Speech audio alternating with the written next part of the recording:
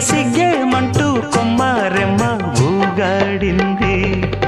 చిట్టి గుమ్మ పదవే రెండు రెక్కలు కట్టుకుందా, దిండి మబ్బు ఒడిలో ముద్దు ముచ్చటలాడుకుందా, చిరుగాలై కొండ కోనల్లోన తేలి చిరునవ్వై పూల గుండెల్లోన దాగాలి.